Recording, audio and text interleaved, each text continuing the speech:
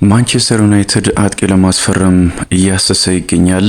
አሁን ደግሞ ከአሌክሳንደር ሚትሮቪች ጋር ስሙ ተያይዟል። የቀድሞው የፉልሃም ተጫዋች እንደዚሁም የኒውካስል ዩናይትድ ተጫዋች አሁን በሳውዲ አረቢያ አል ሂላል ነው የሚገኘው። በመጀመሪያው ዓመቱ ሻምፒዮን እንደሆነ ይታወቃል። ሁለተኛ ዓመት አልተሳካላቸውም።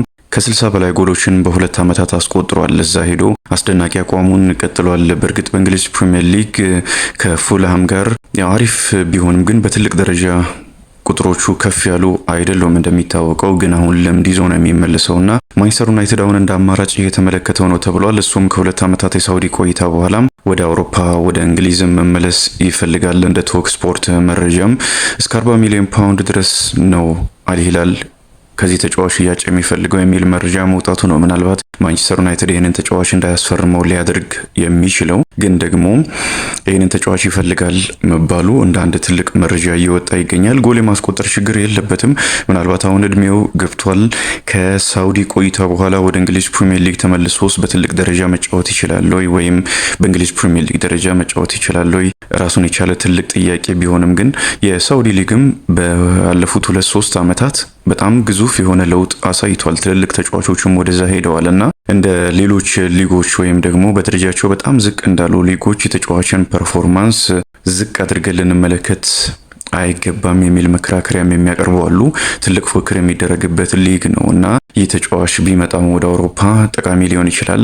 ማንቸስተር ዩናይትድ ደግሞ ራስመስ ሆይሉንን ወደ ኢንተር ሚላን ለመሸኘት እየተነጋገረ ይገኛል። ኢንተር ሚላን የዚህ ተጫዋች ፈላጊ ሆኖ መጥቷል። ራስመስ ሆይሉን በጣሊያን ነው ስሙን መገንባት የቻለው። ምንም እንኳን አንድ ዓመት ቢሆንም የተጫወተው በአታላንታ በጣም አሪፍ ነበረና በዚህ ምክንያት ነው ማንቸስተር ዩናይትድ ከ65 ሚሊዮን ፓውንድ በላይ ወጪ ያደረገበት እና እሱ ወደ ኢንተር ሚላን የሚያመራ ከሆነ ሌላ አጥቂ ያስፈልገዋል። ስለዚህ የዚህን ተጫዋች ቦታ የሚይዝ አጥቂ፣ ልምድ ያለው አጥቂ፣ የእንግሊዝ ፕሪሚየር ሊግም ልምድ ያለው በተመሳሳይ አጥቂ ነው ሊያገኝ የሚችለው። ሚትሮቪችን የሚያስፈርም ከሆነ እንዳልኩት ግን 40 ሚሊዮን ፓውንዱን ማንቸስተር ዩናይትድ ይከፍላል ብዬ አልጠብቅም። ከዛ ውጪ ኒውካስል ዩናይትድ እና ኤቨርተንም ፈላጊ ክለቦች ሆነው መምጣታቸውን መረጃዎች ይጠቁማሉ። 15 ሚሊዮን ዩሮ ነው በአመት በመካከለኛው ምስራቅ የሚከፈለው። ይህንንም ገንዘብ ማንቸስተር ዩናይትድ የመክፈል ፍላጎት የለውም፣ ግን ደግሞ ተጫዋቹ ገንዘቡን ለመቀነስ ፍቃደኛ ነው የሚል መረጃ መውጣቱ በጣም አሪፍ ነው። ከብራያን ኤምቦሞ ጋር በተያያዘ በማንቸስተር ዩናይትድ ከፍ ያለ ሳምንታዊ ደሞዝ ሊከፈለው ይችላል የሚል መረጃ ወጥቷል። ምናልባት አሁን በክለቦች መካከል በማንቸስተር ዩናይትድ እና ብሬንትፎርድ መካከል የሚደረገው ስምምነት የሚጠናቀቅ ከሆነ ለተጫዋቹ ከ200,000 ፓውንድ በላይ በሳምንት ሊከፍለው ይችላል። አሁን 50,000 ፓውንድ ነው በሳምንት የሚከፈለው እና ብራያን ኤምቤሞ ካሜሮናዊው ተጫዋችም ከፍተኛ የሆነ የደሞዝ ክፍያን ያገኛል ማለት ነው። ከቸልሲ ጋር በተያያዘ አስደናቂ መረጃን የተመለከትኩት መሐመድ ኩዱስን ከዌስትሃም ዩናይትድ የማስፈረም ፍላጎት አለው የሚል መረጃ ነው ዴይሊ ሜል ይዞ የወጣው። ቸልሲ በዚህ ክረምት የተወሰኑ ተጫዋቾችን እንደሚያስፈርም ይታወቃል። ምንም እንኳን ከቶድ ቦህሊ በኋላ ከ1 ቢሊዮን ፓውንድ በላይ ወጪ ቢያደርግም ያው ስብስቡ በሚገባው ልክ አልተገነባም። በእርግጥ ያለፈው የውድድር ዓመት አሁን በቅርቡ የተጠናቀቀ የውድድር ዓመት ላይ ወደ ቻምፒየንስ ሊግ የሚመለስበትን ውጤት አሳክቷል። ይሄ በጣም አሪፍ ነው። ወደ ቻምፒየንስ ሊግ በሚቀጥለው ዓመት ቻምፒየንስ ሊግ ነው የሚጫወተው። 4ኛ ደረጃን ይዞ ማጠናቀቁ ይታወሳል። በመጨረሻ ሳምንት ጨዋታ ትልቅ ውጤት ነው። አሰልጣኝ ኢንዞ ማሬስካ 2 ዓመታት ነበር የተሰጣቸው ይሄንን ክለብ ወደ ቻምፒየንስ ሊግ እንዲመልሱ። በመጀመሪያው ዓመት አሳክተውታልና አሁን ተጫዋች ያስፈልጋቸዋል። የተወሰኑ ቦታዎች ላይ በተለይም ደግሞ ማዱዌኬን መሸጥ ይፈልጋል። ጄደን ሳንቾን መልሷል። ስለዚህ የተወሰኑ ተጫዋቾች ያስፈልጓቸዋል። መስመር ላይም ልክ ደግሞ እንደ መሐመድ ኩዱስም አይነት ተጫዋችም ያስፈልጋቸዋል። ልምድ ያለው በጣም አስደናቂ ተጫዋች ነው። እኔ በተደጋጋሚ ተናግሬ ያለው ይህ ተጫዋች በትልቅ ክለብ መጫወት ያለበት ነው። ዌስትሃም ዩናይትድ አሪፍ ክለብ ነው። ትልቅ ሊባል የሚችል ግን አይደለም። ልክ እንደ ሌሎቹ ትልቅ ሊባል የሚችል አይደለም። ትልቅ ስቴዲየም አለው። ያለፉት ዓመታት ወጪ ያወጣ ወደ ታላቅነት ለመሄድ ሙከራ እያደረገ ነው፣ ግን እስካሁን ድረስ አልተሳካለትም እና በአስቶን ቪላ ደረጃ እንኳን ያለ ክለብ አይደለም በውጤት ደረጃ ከተመለከት ነው። ስለዚህ ወደ ሌላ ትልቅ ክለብ ማምራት ይኖርበታል። መሐመድ ኩዱስ አቅሙን ይበልጥ ማሳየት አለበትና ይህንን አስደናቂ ጋናዊ ተጫዋች ለማስፈረም የሚደረገው ጥረት ውስጥ ቸልሲ ገብቷል። ግን ደግሞ 85 ሚሊዮን ፓውንድ ነው መልቀቂያ ሂሳቡ። በዌስትሃም ዩናይትድ ይህንን ገንዘብ ቸልሲ መክፈል አቅም አለው። ይህንን በተደጋጋሚ ያሳይቶናል። ለነ ሞይሰስ ካይሴዶ፣ ኢንዞ ፈርናንዴዝ ለመሳሰሉ ተጫዋቾች እጅግ በጣም ግዙፍ የሚባል ገንዘብ ነው ያወጣው።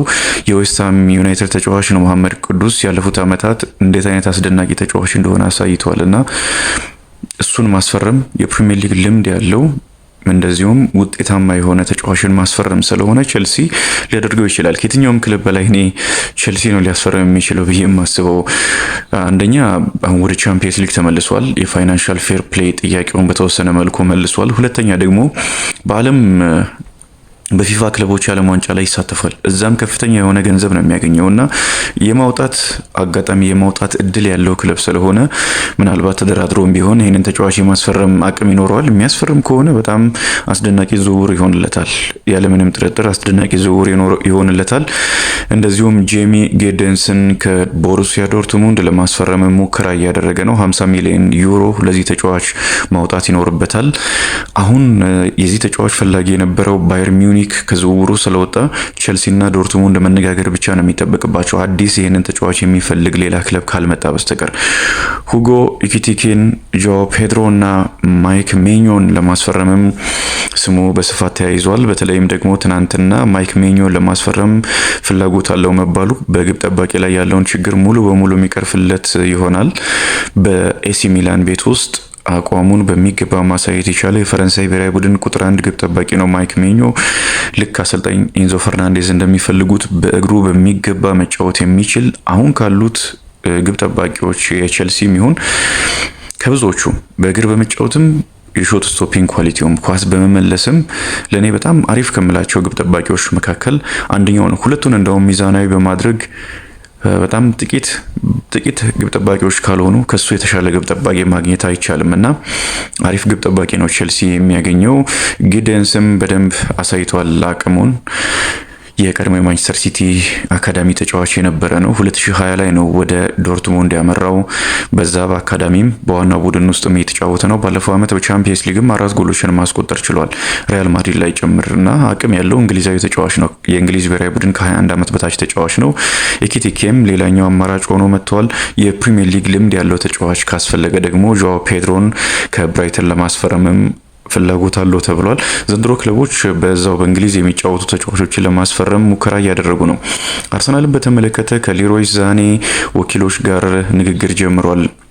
እንደ መረጃዎች ከሆነ ይህ ተጫዋች በባየር ሙኒክ ያለው ውል ተጠናቋል ወይም ይጠናቃል እና በዚህ ምክንያት በነፃ ዝውውር ወደ ፈለገበት ክለብ ማምራት ይችላል። አሁን ከየትኛውም ክለብ ጋር መነጋገር ይችላል እና አርሰናል በነፃ ዝውውር ያስፈርመዋል። በዚህ ምክንያት ሳምንታዊ ደሞዙ ከፍ ሊል ይችላል።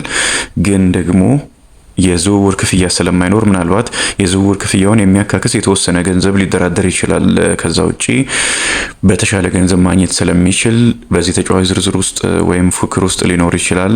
ልምድ ያለው በእንግሊዝ ፕሪሚየር ሊግም ከማንቸስተር ሲቲ ጋር ዋንጫዎችን ማሸነፍ የቻለ ተጫዋች ነው እና ይህንን ተጫዋች ማግኘት የሚችል ከሆነ ያለምንም ጥርጥር በጣም አሪፍ ሊሆን ይችላል። ቪክተር ጊዮኬሬሽን በተመለከተም አሁንም ድረስ አርሰናል ከዝውውሩ አልወጣም የሚሉ መረጃዎች ናቸው እየወጡ የሚገኙትና ዋና ትኩረቱ ቤንጃሚን ሼሽኮን ማስፈረም ቢሆንም ምናልባት ወደ ቪክተር ጊዮኬሬሽም ፊቱን ሊያዞር ይችላል እና ይህንም ተጫዋች የሚያስፈርም ከሆነ የአጥቂ ክፍተቱን ይሞላል። ትናንትና እንደምታውቁት የዙቢሜንዲ ጉዳይ በድጋሚ በጣም አነጋጋሪ ሆኗል።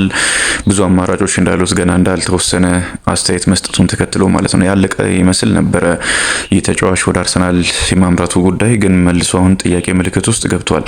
ኢንተር ሚላን ፋብሪጋስን አሰልጣኝ አድርጎ ለመቅጠር እየሞከረ ነው። አሰልጣኙን ተሰናብተዋል። ወደ አልሂላል የሚሄዱበት እድል ከፍተኛ ነው። ኢንዛጊ ባለፈው በፓሪስ ሰን ጀርማ በጣም አስደንጋጭ የሆነ ሽንፈት 5-0 ኢንተር ሚላን ከተሸነፈ በኋላ ከክለቡ ጋር ለመለያየት የወሰኑ ይመስላል። በእርግጥ በኢንተር ሚላን በጣም አስደናቂ ዓመታትን ነው አሰልጣኝ ሲሞኔ ኢንዛጊ ያሳለፉት።